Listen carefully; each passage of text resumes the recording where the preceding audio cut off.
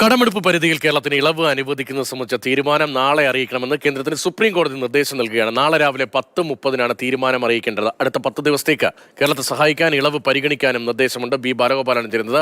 ബാലു, കോടതി നൽകിയിരിക്കുന്ന നിർദ്ദേശത്തിൽ കേന്ദ്രം ഏതെങ്കിലും തരത്തിൽ ഇന്ന് പ്രതികരിക്കുകയുണ്ടായോ? നാളെ ഒരുപക്ഷെ കൂടുതൽ ആശ്വാസകരമായ നിലപാട് പ്രതീക്ഷിക്കേണ്ടതുണ്ടോ കോടതിയിൽ നിന്ന് സംസ്ഥാന സർക്കാരിന്?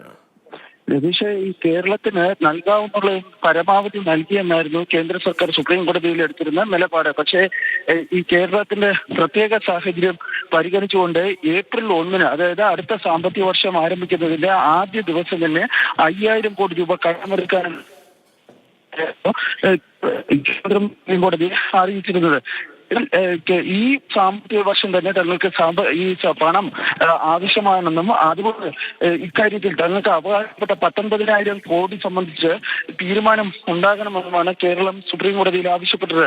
തുടർന്നാണ് ഈ കേന്ദ്രത്തിനോട് ഈ കേരളത്തിന് ഈ അധിക കടമെടുപ്പ്, അതായത് അധിക സഹായം നൽകുന്നത് സംബന്ധിച്ച് ഇളവ് അനുവദിക്കാൻ വേണ്ടി കഴിയുമോ എന്ന കാര്യം കോടതി ആരാഞ്ഞത്. നാളെ ഇത് സംബന്ധിച്ചുള്ള തീരുമാനം അറിയിക്കുവാൻ ഈ കേന്ദ്ര സർക്കാരിനോട് സുപ്രീം കോടതി നിർദ്ദേശിക്കുകയും ചെയ്തിട്ടുണ്ട്. രാവിലെ 10:30 അഡീഷണൽ സോളിസിറ്റർ ജനറലിനോടും അറ്റോർണി ജനറലിനോടും ഇക്കാര്യത്തിലുള്ള നിലപാട് അറിയിക്കുവാനാണ് കോടതി ഇപ്പോൾ നിർദ്ദേശിച്ചത്.